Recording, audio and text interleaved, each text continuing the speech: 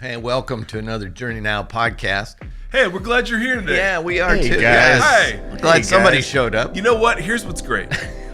Because it's Mike and Kevin and Tim today, we thought we would do another theology of biblical womanhood.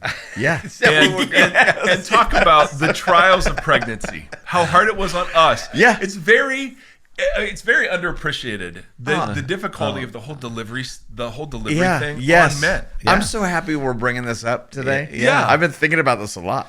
I still have PTSD is what I'm trying to say. Yeah. Tell us about your experience. I mean, you've had multiple kids. Yeah. Well, it was only 3 times, 4 kids. Oh, that's but the right. twins. The twins. I mean, but the twin has that to have be been like brutal. Yeah. That must have been really Well, hard. the amount of times that I had to like encourage her. Yeah. It was A, exhausting. Yeah. Oh, yeah. Dude, B, totally. I did not feel appreciated or seen Oh, right. in that Yeah, room. yeah, you know what I mean? Yeah. Yeah. It's like you're not even there. Yeah. And you're like, listen, I'm an equal Unless something goes, contributor to this whole thing. unless something goes wrong. Right. Then you're there. Then you're there. Then you're there. That's so true in life. Yeah. So with the twins, I had to do a little bit of work.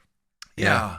I'm proud of you. I feel like you've really been able to identify to Hillary Yeah. how sort of self-centered she was during Yeah. that whole Yeah. process. Yeah. And she's moving towards health. Yeah. And- She did not take it that well. And that's why she's going to counseling. Yeah, exactly. Therapy. Exactly. Yeah. And so I don't know. So from my experience, our first one was 22 hours of labor and then an emergency C-section. Wow. And so I was Yeah, I that's caught crazy. a cold because I slept under That's the crazy. bed. Yeah. I caught a cold. You got a Because you cold? slept because under I the slept vent- under the on bed for vent. 22 Yeah. hours. Wow. Hold Hey, on. Oh, it's Suzie Lind. Susie's here. Oh, yeah. yes. I'm sorry. Oh. What time Yeah. does this start? Oh. Was it 10? It's a 10 o'clock start, right? Yes, it is a 10 o'clock start. It's 10:12. It's 10:12 Yeah. right now. Suzie, is that a tough time for you at 10 Wow. usually? 2 5 sitting at the table, hoarding their time. Hoarding it. Yes. Listen, don't turn this around on us. We're not Yes. the ones Yes. that come strolling in looking all fresh and beautiful at 10:12. Tell us, Suzie, where have you been the last 12 minutes? Driving here. Fair. Yes. Okay, prior to that. Yeah, you set that one up really that was bad. That was a bad question. Okay, so prior to driving here. Actually, Where were that you is the the past right 12 answer. minutes? Yes. in the car. Shoot. What were you listening to in the car, Suzie Lind? I was actually listening to Voxology. Oh, man, okay. Okay. You want to just punch him in the face? Yeah, Yeah. I mean, seriously. Yeah, why not? I Why feel like not? we should start this there again, it is. Mike. I was. There it is. Yep. We thought we had her set up Yeah. beautifully. We No, thought you- we had her set up. We're like, No. let's start early. Suzie will walk in late. It'll be great. We'll give her some gruff. Bunch and then of here clowns she comes. you are. Clowns. Rough day. Well, okay. So first of all, we were talking about Uh-huh. challenging birth stories. So how hard it was on men Right. to go through the labor. This is and what delivery happens when I'm not process. around. You guys all talk about women's issues No, like you're like the experts. Okay. Oh. First It of was all, biblical wow. First womanhood of all, 2 weeks ago, and Well, now that's you're what talking it- about that's what it birth. started Is that with. really what they were talking about, Edwin, or are they clowning me again? Yeah, Tell me. I was in the middle. Please tell me your Yeah. difficult birth okay. story. I was in the middle one before you rudely walked in late. Yeah. Oh, yeah. He Because I fell wouldn't want to asleep. walk in the middle of your terrible So birth yes, story. it was 22 hours of labor. He fell asleep. Followed by an emergency C-section. I fell asleep under a vent and I caught a cold. Is this Yeah. with your first child, Nate? Yes, this Yeah. is Big Nate. Okay. And so I As said to opposed my to wife, little Nate. after I woke up with a cold, Yeah. and I said, this has been exhausting. And she didn't, for some reason, she didn't take that well. I did not feel seen. I did not feel heard. Oh. And I know. And Is I'm this like, why maybe in the sermon a couple weeks ago she raised her hand and asked the question why women experience things much more difficult than men when it comes I to think, children? first of all, I think she's some truth projecting. in that. She's Yeah. projecting a little bit. But secondly, There's some truth in that. could be the reason. I will say on our second child, I pulled a Robert Joseph Gonzalez, and I asked Justy. I didn't, not on the side of the road. Yeah. For those of you who listen regularly, 14 of you, Yep. you'll get that pull. But Hey, Brad. I stopped. Hi, Brad. He gets a shout out. Yeah, I get yeah. a text every Thursday from Brad. Like, thanks for the shout out. We love you. But I asked Justy. Her water had broken. It's middle of the night, and I'm like, I'm gonna have a long day. And so Did you say that out loud? I did. And so I asked if I could stop at Del Taco on the way to Hoke Hospital As and you get a should. breakfast burrito. Yeah, protein. And then ate it in the parking lot while she was, Laboring. because I knew I was going to be laboring. This too. explains so much. No, but did you hear what he said at the end? That was a real point. Because Yeah, he was say it again. laboring so Because much. I was laboring too. Yeah. So I had, first of all, I had to. She gets the epidural. You get. Every woman listening to this podcast right now is Has praying turned it that off. I reach across the table and slap each one of you. But you have very short hands, I very was- short arms. I mean, we do call you T-Rex behind your back. Great. Oh my God. Wow. You know, This is Susie, just getting so much better. I was going with him for a long time. but You that one, too. no, I just cut off. no. That's a bridge too All far. right, so we were talking That about one- prayer and lament on Wow. Sunday. Oh, Susie, we love you so much. Clearly. Oh wow. You want to hear about all my terrible birth stories? Yes. Sure. Yeah, give us one. Actually, no.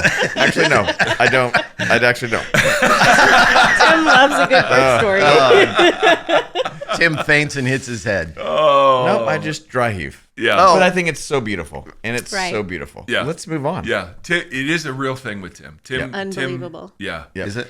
All right. So, Yeah. Susie, how are you today? I'm pretty good. Yeah. Where were you the past 12 minutes? I was in the car driving here. What were you doing before that? Well, I went to the gym this morning. Oh, okay. Hold on. Buys and tries today? No, I just treadmilled it today. Oh, perfect. All right. Yes. Nice. And, I this morning early woke up and did some work. Okay, and then hold I on. was Hold on a like, second. I Is need this to go. Before? Okay, so give me the order. You worked out before you woke up? No. Or you woke up, I woke up, worked out got Nathan going to school like you do. like you do. Yeah. Yeah, everybody needs to do And that. then I started doing some work on my message for this Sunday. Someone's preaching. Yep. Yep. Right. Yep. And then I went to the gym Nice. and got in a 30-minute walk on the treadmill. Nice. What And was then- the incline? Was there an incline? 2.0. Oh, solid. I picked the hike through British Columbia. Oh, yes. how was it? Green. So It's good. Gorgeous beautiful. hike. Was it? Yeah, gorgeous hike. Yep. Yep. Yeah. Smells. Yeah, Yeah. I love that. It was good. And Were and you then listening to The anything? smells. I was listening to Voxology because they're like an hour and 20 minutes long. Yeah. So. Oh. Yeah. Yeah. What are they No, talking but what was What are they funny, talking about I on was Voxology? listening to Voxology because I wanted to listen to Tim Gombis talk about his book Power and Weakness. Yeah. And he was talking about waking up at 3:30 in the morning and going for 10-mile walks. And I'm like, Yeah. oh, look at me. I'm walking through Yeah. British Yeah. Columbia. Yeah. Right. Listening Nice. to Gombis. Yes. So See, anyway, it's so smart. I did that. And then I went home and I had to shower so Yeah. that Thank you. I didn't smell Yeah. here. Yeah. Yeah. Well, although the three of us played pickleball this morning Right. and none of us. Not true. You showered? Yes, I showered. Wow. That's why I look terrific. Yeah, well, Smell I terrific. did You always walk in look through terrific. your office, and it does look a little bit like a locker room in there. Oh, I'm so sorry. It does. It does. It does. You usually walk in through my office. I Yeah. know, but his was closer to my car. Oh, Yeah. okay. And I had already walked enough And you were today in a hurry. on the treadmill. You were had walked enough. You'd walked through all of Yeah. British Columbia. Yeah, yeah, yeah. You did not need more. no. It's quite a morning. Perfect. That, No. Listen, you fit a lot Good. in this morning. Yeah. Yes. did. Yes. Can I share my morning? Sure. Okay, so Seth Erie, Can I share my you get Seth morning? Erie up. Did he drop any bombs today? No, Seth Erie yesterday. So it was the morning after spring break. Seth Erie dropped an F-bomb on his dad Today? yesterday. No, Oh, yesterday. Yesterday. I Monday. knew that And yesterday. today though, When you it woke was- him up, Yeah, to be when I fair. woke him up. Yeah. I mean, that's the first thing. He's Yeah. all of 15, like Yeah.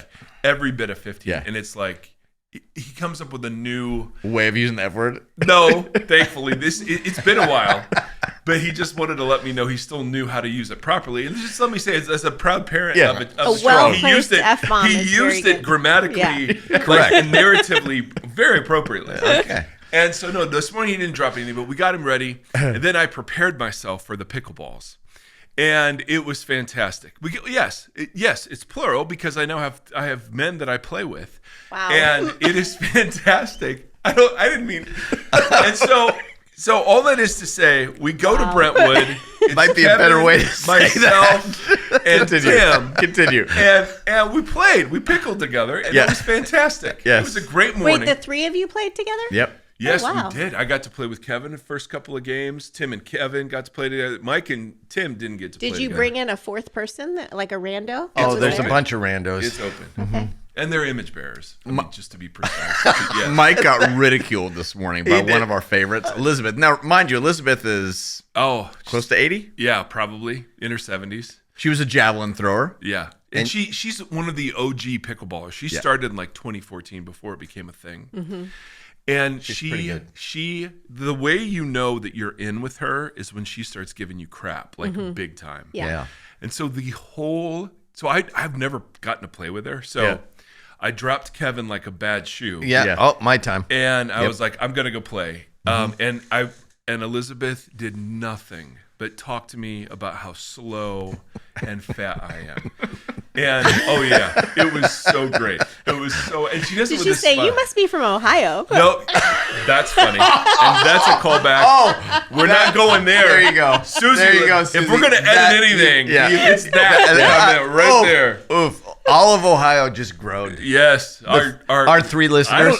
Do we have any listeners in Ohio? No way. No way. Brad is in California. He's great. Right. Okay. All that is to say, there was a great deal of really powerful pickling this morning. Yeah. And so we come in, like you, both refreshed in body and soul. And we're here and we're podcasting and it's great. Although I like my friend Kevin, I'm unshowered. So 2 unshowered, 2 showered. Why are you looking at your watch? Well, our dear listener in was doing Australia something. is probably going to be really mad at us because he requested that we do the banter at the end. Oh, no. Get to the serious stuff first and do What? the banter at the end. And it's now 20 minutes in. But But it's not 20 minutes in because you've only been here for 10.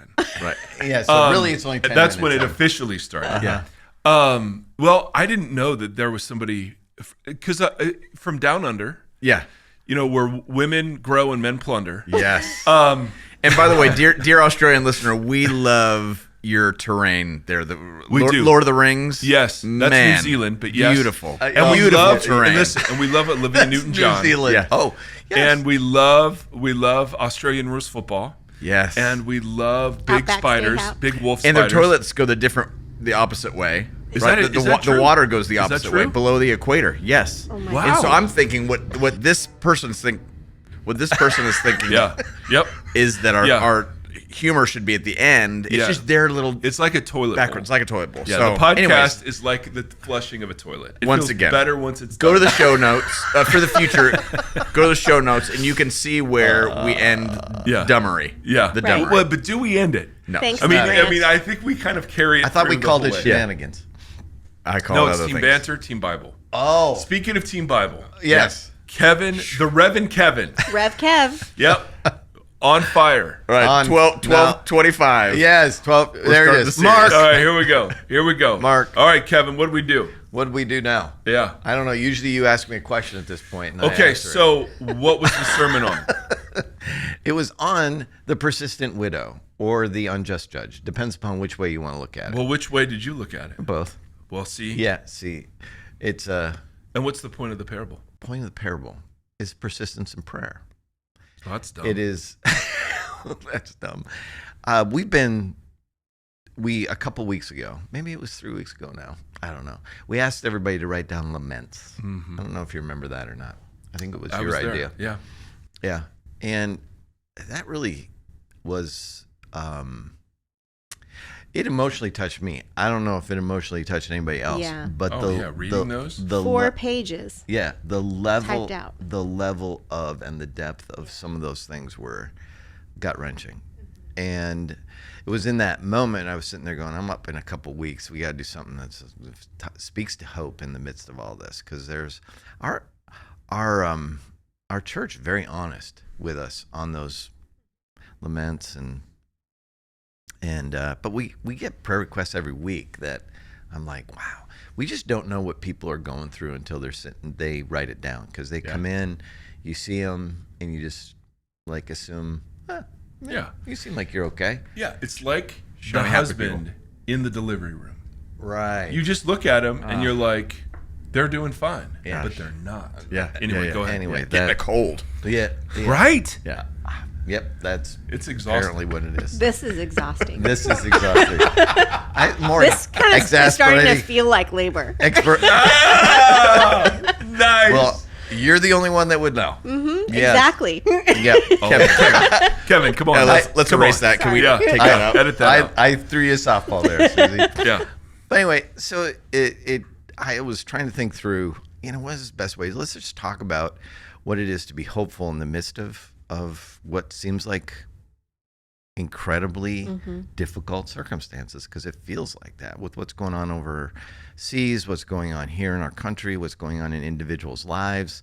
There's just a lot of hurt, a lot of pain, and a lot of what feels like hopelessness. So that's where it came from. I thought, let's talk about how the powerless, the widow, the one that has no power, comes up against the one with all the power, the judge, and he doesn't respect people or fear God, and yet her persistence and her ongoing persistence produced justice. I don't know if that's always the case, and I was trying to make the case for her. In the midst of all of that, she would get out of bed, she would go, and she would make her case, and not thinking probably that today's the day I'll get justice, but every day it's in the midst of, what can I do?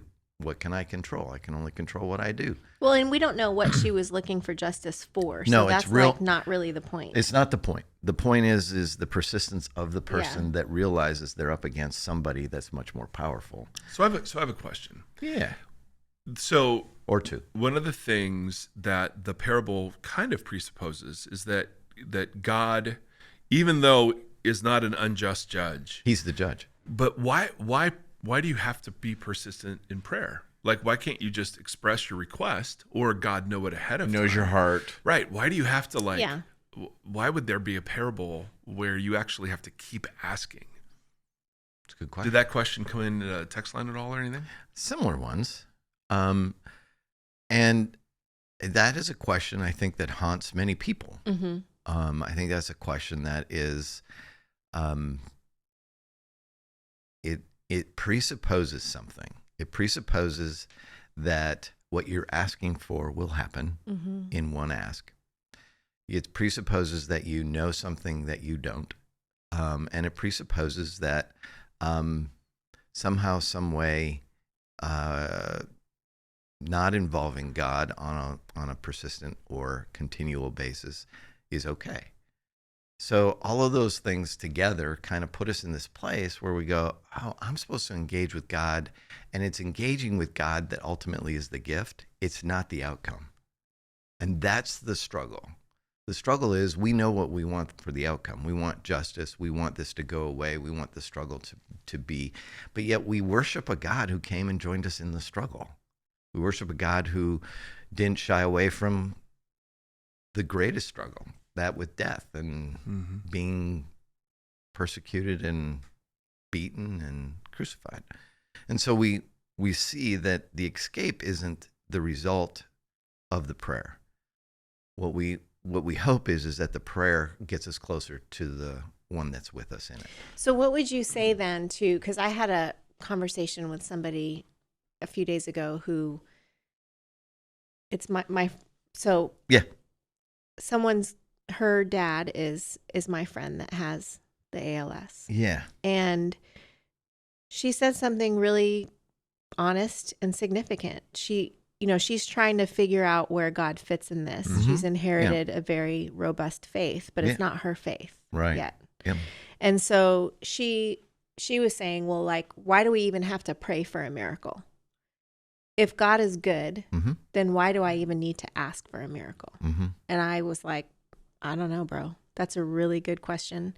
And it's like, I know, and she even says, I know all the textbook answers. I know why the world is broken. I know why Jesus came. Yeah. But she said she was having a really hard time actually embodying that and believing in the goodness of God.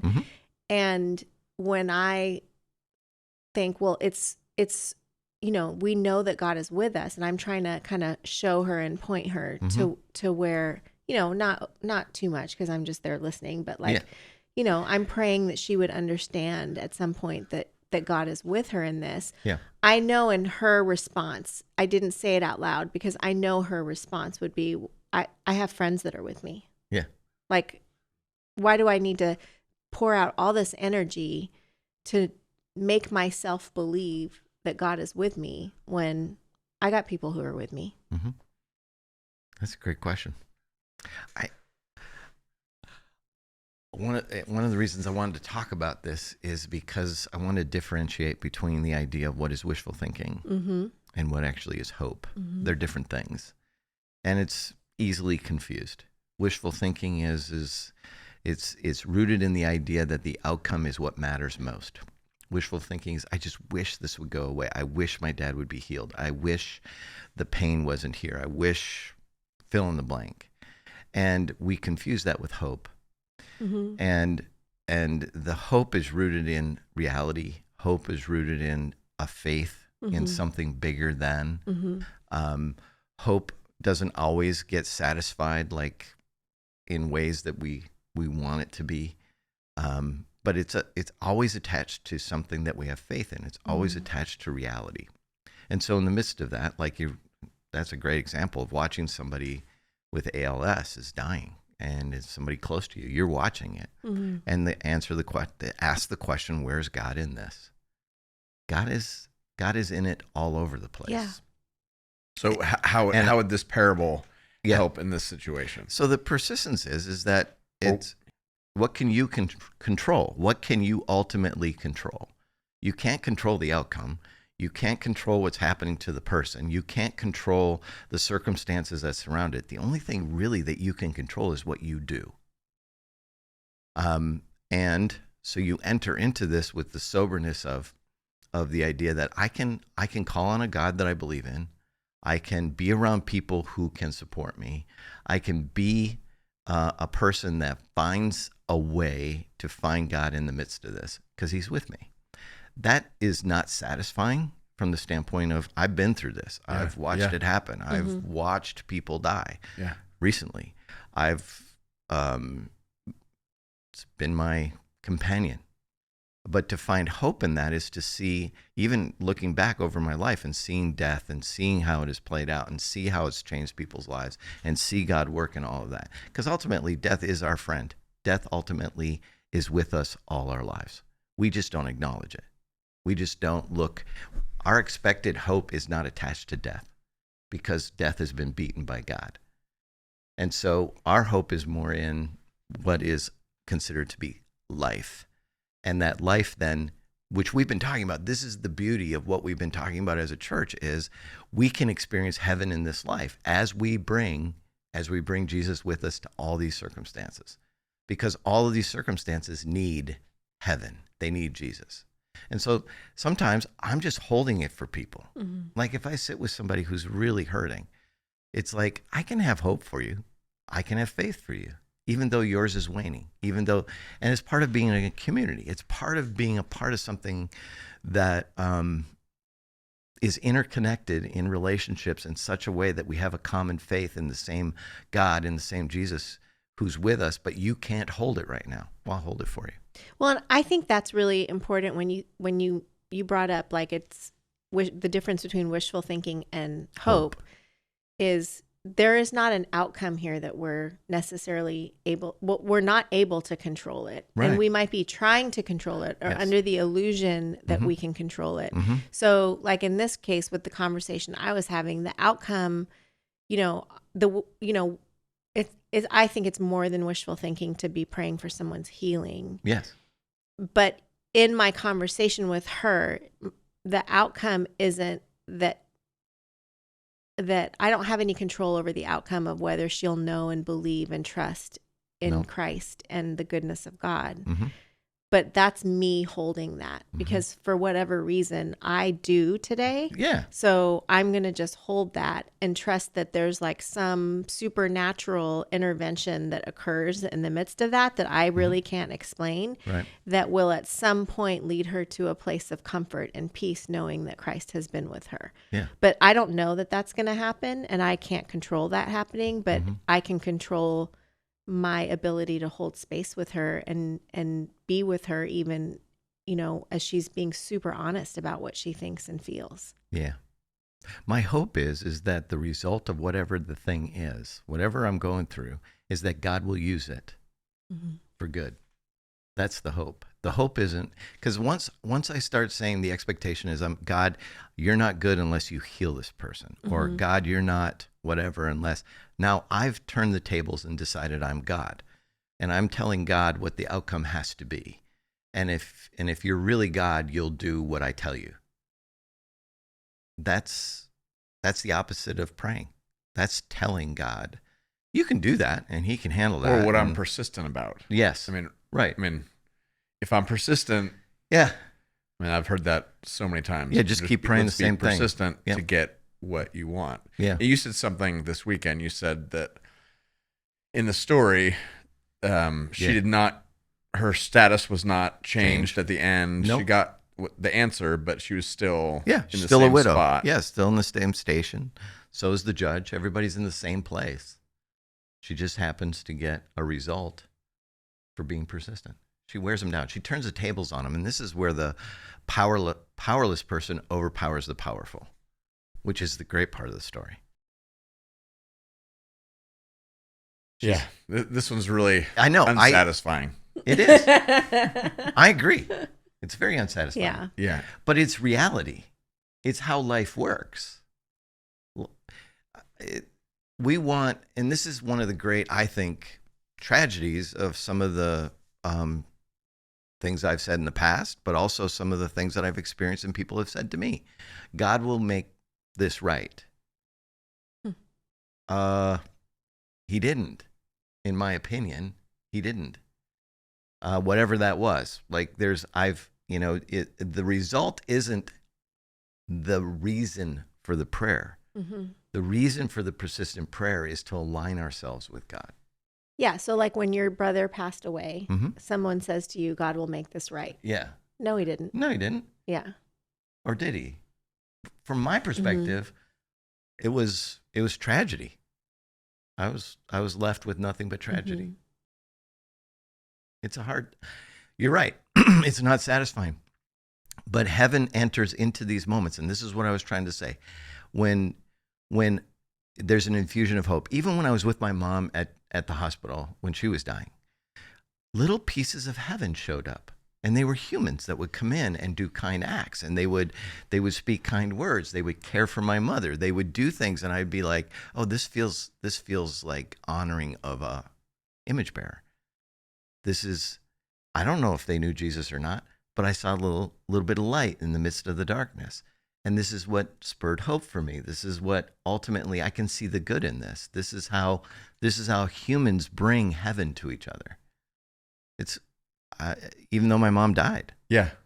And I get that, and I love that. It is so beautiful. I mean, but it's not satisfying. Well, I don't get it with this parable. Like this parable still, it's a tough one. That's why I've never taught on it before, and I probably shouldn't. Nor will I ever. I thought you did great. I thought it was just great. It's a tough one.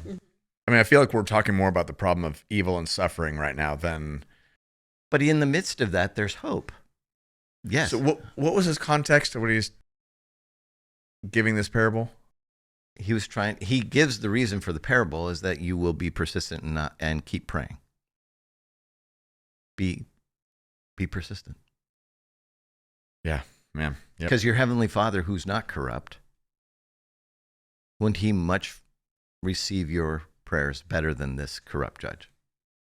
And that's to give them hope. Yeah. Okay. So what would other people say that is like that? Like, what did you grow up thinking this was? Because I've had a lot of my.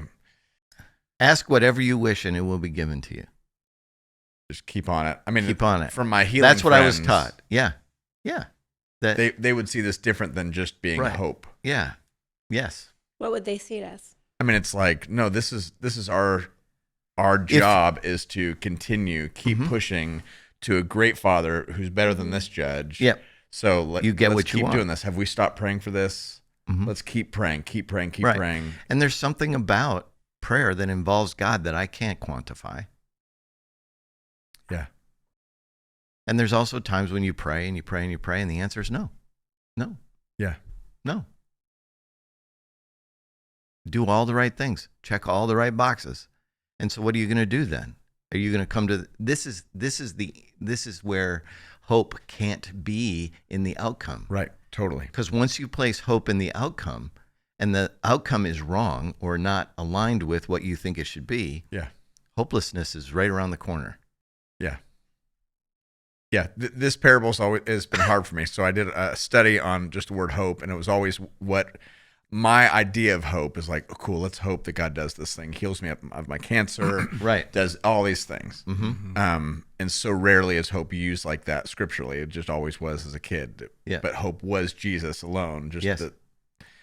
and yet this parable jacks that up a little bit for me. Like I don't know how to put that understanding of hope. So that's why I've had a little struggle with. Well, also this part of the weekend problem, and- right? Part of the problem with the story is why does the widow not get justice just because she should? That's part of the story. That's part of the problem. Why does a widow end up on the bottom of the rung? Why is she disrespected? Why is she in a social class? The whole problem is the way that we treat each other, and it's a magnification of the world problem. It is. It really is. Is that we can disregard humans because of their station in life. Yeah. Which is dehumanizing, which is taking an image bearer and depreciating them to a place where they have no value. And do you think that was one of the points of him giving this parable? Well, the people that heard this would be like, there's no chance.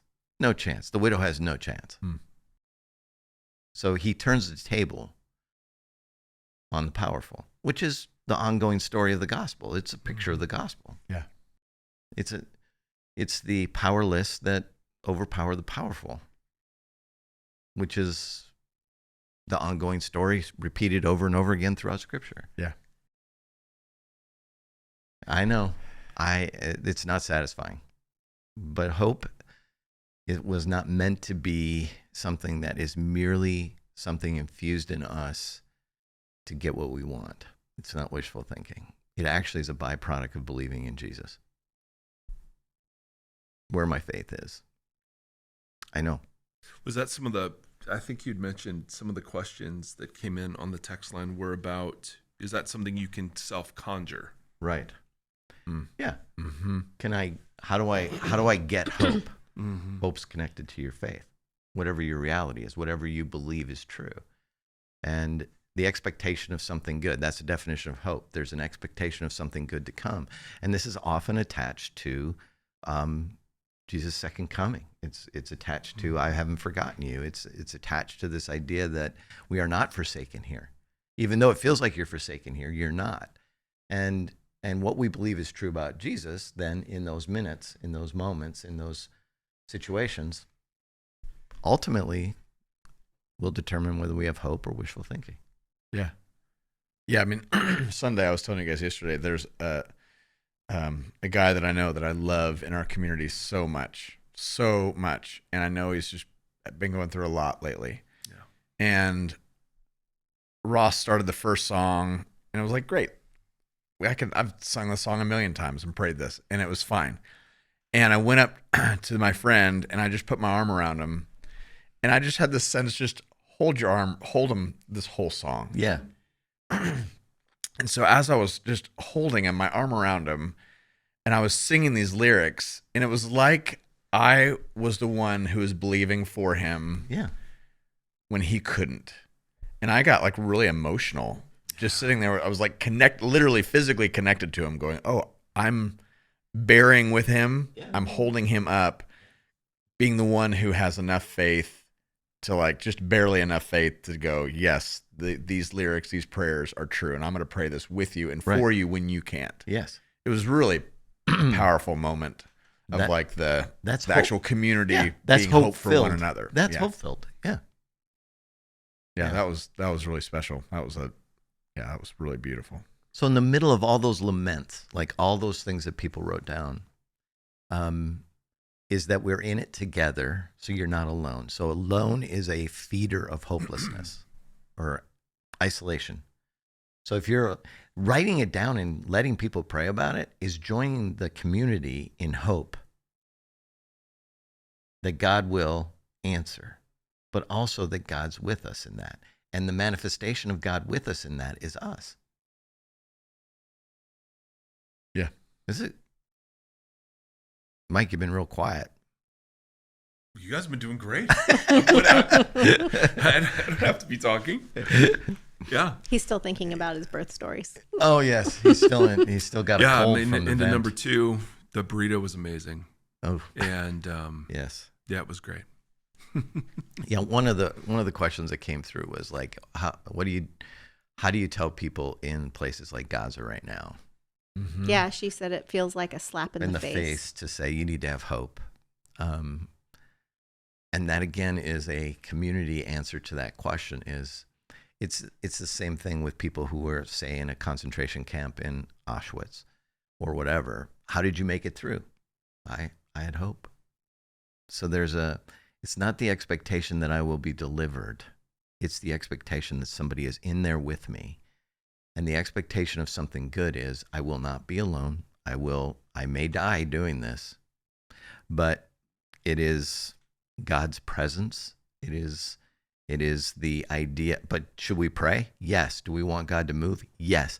Do we want to Stay connected. Stay connected. Stay connected. Right. Do we want him to deliver us? Yes. And so we ask for deliverance and we ask all those things. But the hope is in the action of actually praying.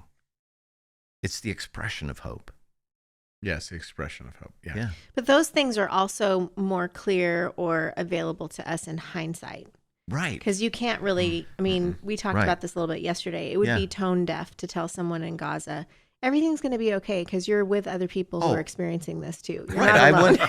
I wouldn't tell Like, him that. Right, I know that, but like, Yes. it's just that's one of the twists of all of this. Right. Is that like most people don't walk through a terrible situation being able to identify all the ways that God's showing up.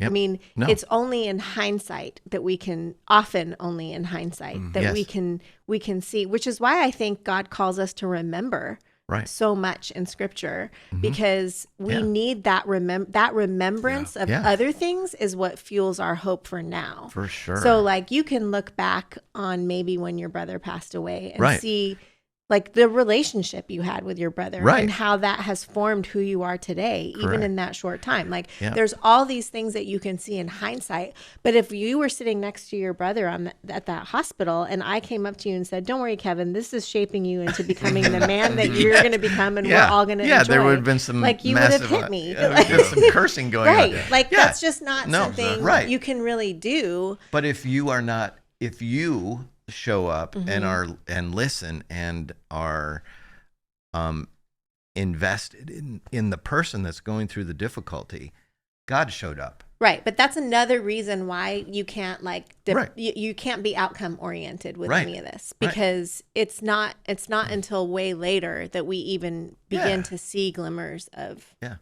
because I mean, even my sweet friend who is saying, I know God's using this, but can't he just use somebody else, for crying out loud? Yeah, Like, right. why does he have to use my dad? You Yeah. know? And I'm like, I don't know. Yeah. Like, I wish Yeah. that was, And that's the right you know, answer. but it's like, there's no ability to see that sometimes, especially in like places like Gaza where we Right. can't even wrap our minds around what's happening there. Right.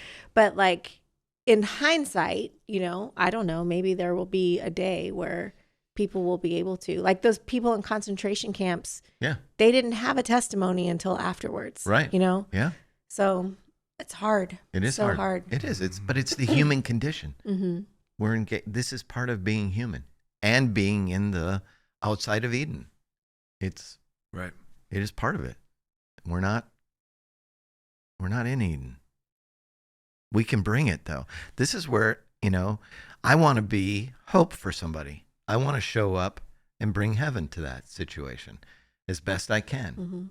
Mm-hmm. And it just, and if I can, you can bring hope to people and hold hope for people by bringing, you embody Jesus in those circumstances. So what are things that fuel, if you're not feeling hope, what are things that fuel hope?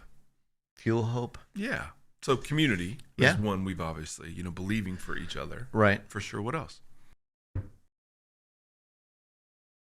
had a whole list. Now my mind is Totally. like totally Hey, blank. it's Tuesday. Is it Tuesday? Sunday was 2 days ago. It was, We don't yeah, know. and sometimes, but for me, hope is being present, and also part of it's my personality is I've learned that pain is my teacher, and if pain is my teacher or struggle is my teacher, then I'll embrace that. So it's actually embracing those things, which actually it's you guys explain pickleball to me, but the pain is in.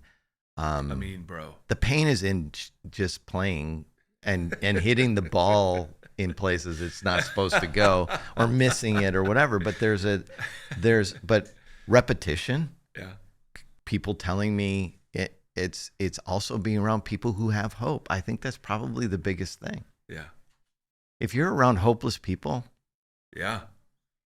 cynical people, Yeah. Or if you're alone. yeah. And what are you feeding into your mind? Are you constantly feeding into your mind things that spur on hopelessness or hope? I mean, being a hope bearer almost seems like potentially it's a practice. It is a practice. Like this parable almost has the feel of the over and over and over is a practicing. Yep. Continually practicing. I mean, It's diligence, persistence. It's diligence. yes. And And we get good at what we practice. yeah. So if I'm always going to God with these things, Yeah. there's a practice in that, and that Yeah. He is my hope. I'm continually practicing going there instead of, I mean, on the road, I always talk about the difference between practicing worry or practicing trust. Right. Like I'm really good at, I practice worry, Right. but practicing trust is almost this over and over daily. Yeah. My practice has turned into, and goes back a couple years, is being able to hear the voice of God above other voices in my mind, because I have loud voices in my head that are not God. And I listen for the voice of God. And that gives me hope, because he's gracious and he's kind and he's forgiving and he's the things that I need. And then it is looking for him working in the lives of the people around me. And if I can see that, I can embody that. Yeah. I can be a part of that. It's life-changing. It's good, Kev. Yeah. Thanks, Kev. Yeah, I wish it was more satisfying. Well, Speaking of not, being satisfying, we're going to end the podcast. right here. Well, so are you speaking on Jesus weeping over Jerusalem? I am. All right, be ready for that next Yeah. week. Palm Sunday. Right. Bring your palm fronds. On that, we're out. We're out.